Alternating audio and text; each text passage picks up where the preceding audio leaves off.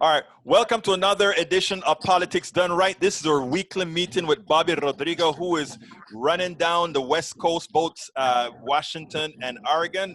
Hey, you sent me some videos that I'm preparing for the show today.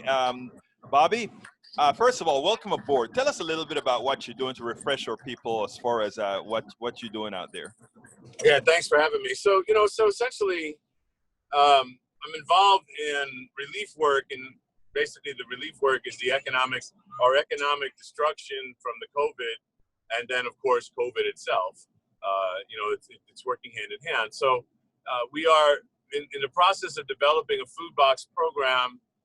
We've already developed. We're in the process of animating a food box program, and while that's getting put together, since we have so much in commodities on the ground already, I'm not one to let commodities sit still while people need food, as are a number of other people that I work with. So today, for example, I'm doing distribution in collaboration with the Equitable Giving Circle, which is a BIPOC organization here in Portland. And for those who don't know, the acronym BIPOC, it's Black, Indigenous, People of Color, which is pretty much a common acronym I've learned in the city of Portland and in the Pacific Northwest. So that's kind of cool. So the organizations, we have the Black Food Sovereignty Coalition. Edward Hill spearheads that. He actually was mentored by Quabbin and Nkrumah, who I've actually introduced you to when we were at Netroots, if you recall. Right, I do. He's my colleague with North America Food and Farm and Atlanta Food and Farm. So anyway, so big circles. That's how I found all these people was through my work with Atlanta Food and Farm, and again, because Quabbin was a mentor. So anyway, the Wave Northwest and Food Fleet had set up these food box program that we're getting ready to put together. So I've been spending a lot of time in tribal communities and in Portland and in the Pacific Northwest. I was in Seattle. I was in Lyle yesterday, which is on the Washington side. Hold up. I don't want you to talk about that yet, because that was some good work that you were doing. I wanted to change. I wanted to put the narrative into what's occurring today, because you're doing some great work out there. But here's the issue. I don't know if you remember the last time we spoke, I said the depression will not be televised. And what I love with what you are doing is you're giving Americans an opportunity to see food lines, 2020 version food lines around the country. All those images that you're showing, they look fine and nice and decent and orderly, but it's no different than what we had back in the days of the Depression, when people had to line up on foot in food. That's correct. Right now they're lining up with cars to get boxes that's been prepared for them. And the problem that I'm seeing, Bobby, is that this is not making it on TV as it should, so people can see the urgency in pushing the politicians right now that are fighting about whether they should give Americans $600 a month in unemployment or not.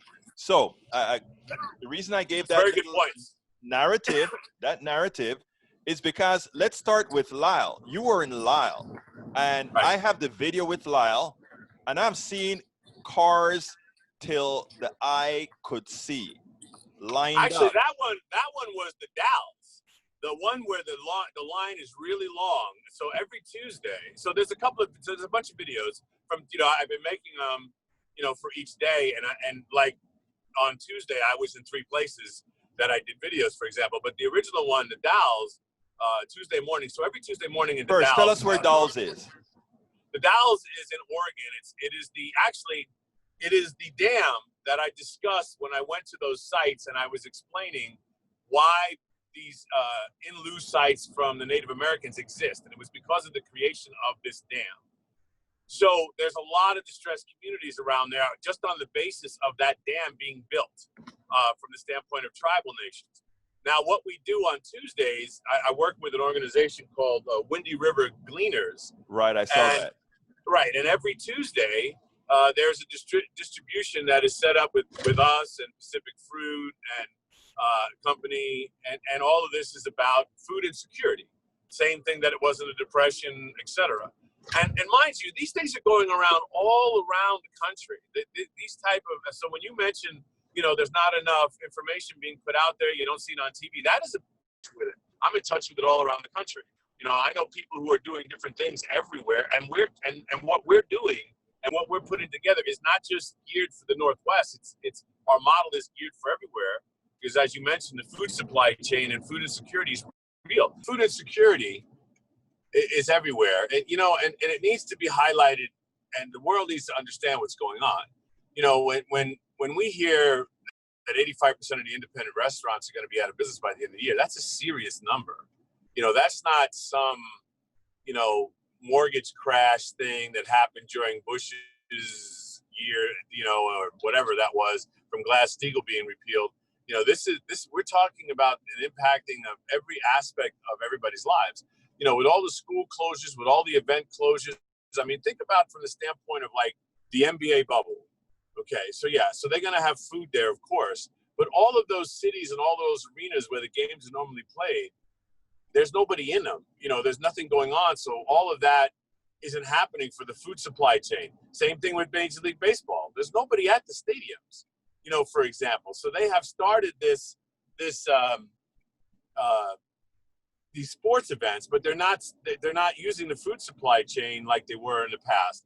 And of course, this has been going on, since February, when everything shut down. I mean, the NBA shut down. What was it? February, right in the middle of February, whenever that one guy got tested, for example. And that's just one aspect of it. All the schools being closed, of course, and then everybody with the stay-at-home orders, all the mandated closures, the mandated no plan. All of the governments that we are dealing with, state, federal, local, doesn't matter. Nobody has a plan that is relevant to what do we do when it's over, or how do we go to the next step, or how are we going to deal with, because the difference is, like, I'm a liberty guy, and I don't look for the government for help, but this is a little different. The government is the one that's shutting everybody down. So they have to figure it out. They can't just say, okay, stay at home, have a mask. I think that is where we have some congruency right here, because I think that is important, because this is a virus that can go on its own throughout the country, irrespective of ideology, and government has to say to stop it in our country. These are the things we have to do, and we got to shut everything down. It is imperative that they pause and make everyone whole until, as you said, we get out of this. Now, some of the work. If you think about it, let's say in January, for example, our country is operating normally. Let's just do that for an example. The food supply chain will not be acting normally because it will be destroyed. It will have been destroyed. And, so we're talking about it at every level. I mean, if you think about, like, months ago when, you would go through a Walmart, for example, and you wouldn't see everything on the shelves, because, again, the supply and demand isn't there the way it normally is. And yet it's going to be, because people still have to eat. I mean, the bottom and farms still have to grow food, but if they're not able to send it out the way they normally will. I mean, right now, for example, there's an organization called Refed that's out there. One of their models is food waste, and making people understand that they're wasting good food. And, if you get it, I'll get with the program, they'll take it and, distribute it, for example, in whatever model, whether it's to sell it, to cook it, or to give it away, whatever it is. But, the food insecurity in this country already was a thing at X level. And then now it is at this level when it comes to what's going on. So a lot of these organizations are out there doing food box programs, to the homeless, to the veterans, to distressed communities, which of course, so I'm sorry. So the distressed communities are in this country are normally people of color, and, indigenous, Black, people of color, brown, more often than not. Already existed. And then, of course, it's getting worse because they don't have any options. Food banks are doing the best that they can, and there is money being allocated on it, but the food security situation is serious. Christopher is getting in the truck with me, Alberto. Okay. He is from Equitable Giving Circle and the Black Oh, you can speak Spanish to him too. He's Tell kind of meaning. Christopher to put his face on. Let's say hi. He's complaining about the disaster of the truck. Hey, Christopher, put your face in the camera for 1 second. Un momento, por favor. Mira, ¿qué pasa, Christopher? Hola, ¿cómo estamos, coño? Luchando con la vida. ¿De dónde eres tú, eh? Yo de Los Ángeles, pero mis padres son de México. Oh, okay. Está bien eso, pues. Sí, sí, sí. Okay. ¿Qué Well, hace? ¿Qué hace? ¿Cómo le va este día? I just want to tell both of you, the work that you guys are doing out there is important work, making sure people are fed. That is one of the reasons we try to give all these things. Bobby, get in the picture as well, Bobby. I can't see you well. There you go. All right. We gotta do this. Where you at? Right here. Exactly. Yes. We're gonna spread love. Pero mira, hermano, that's what a real mob does. Kim said that. ¿Qué pasa, hermano? Estoy luchando, hombre. Estamos tratando de asegurarnos que este mensaje puede llegar a toda la gente, nada más no nada más de América, pero de todos lados. Centroamérica, Suramérica. Universal. Exactamente. Sí, sí.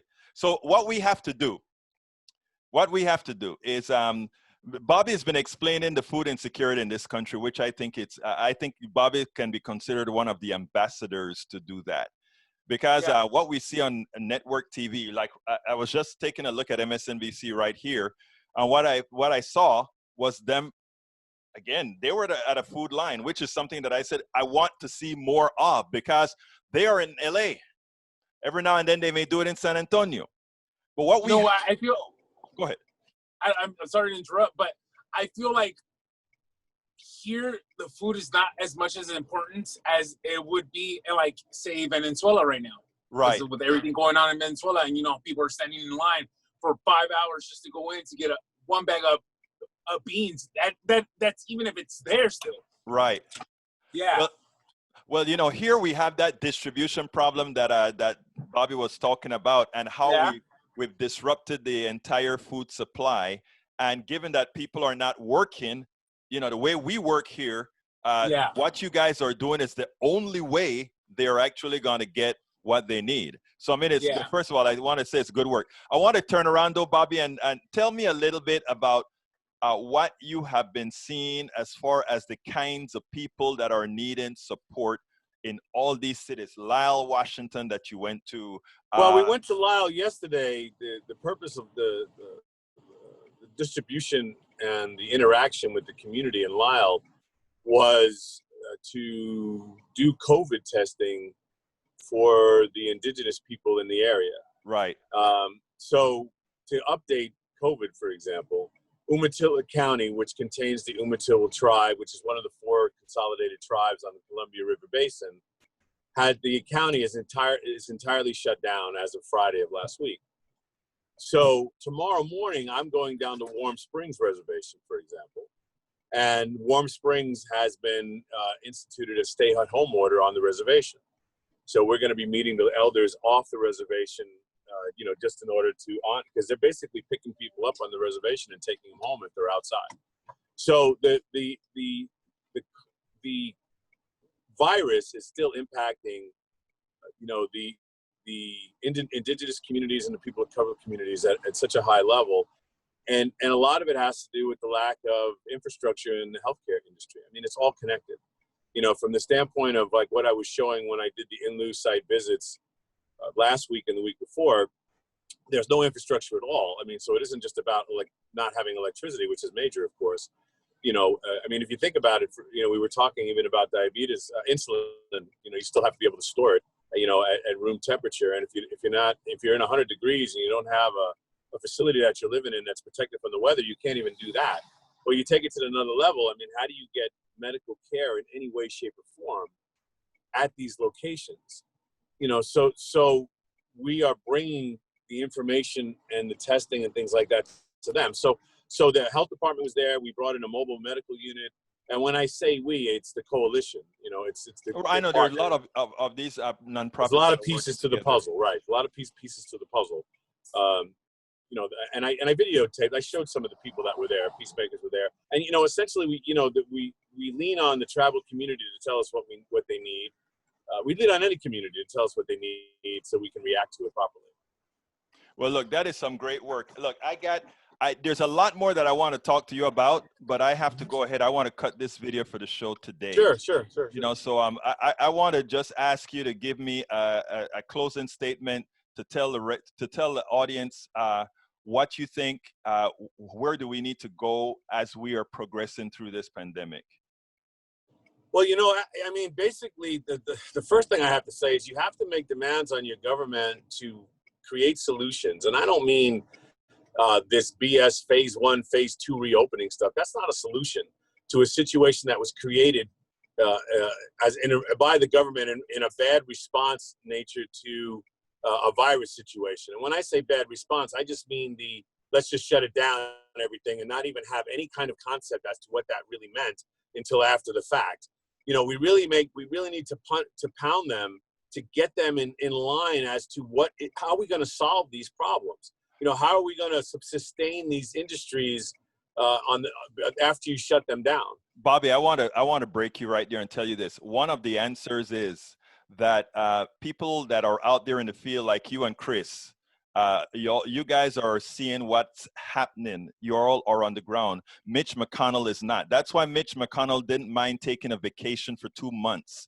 That's why Mitch McConnell didn't think it was necessary to pass laws to take care of those folks that are going to be left. Well, that's our Congress. That's our elected officials. What they do is they work to be reelected. That's what they do. And unfortunately, right, what they do to be reelected is not good enough. Exactly. Pero ahora para mi hermano Chris, mi hermano latino, ¿qué decimos a la comunidad latina ahora? Ya que sabemos que el COVID nos está atacando más que a cualquier otro. Ahorita lo que tenemos que hacer es quedarnos unidos y usar nuestras voces para cambiar lo que está pasando. Y nada más querernos y ayudar a la comunidad. No importa si esa persona es diferente color que yo. Todos estamos en la misma cosa. We're all in this together. So, y tenemos también que decir a nuestra gente que, mira, tienen que usar la máscara. La máscara todos los días. Sí. La máscara todos los días.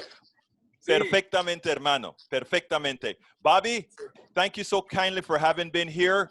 Chris, muchas gracias por estar con nosotros. Igualmente, gracias. I'll see you, buddy. Love. Thank you.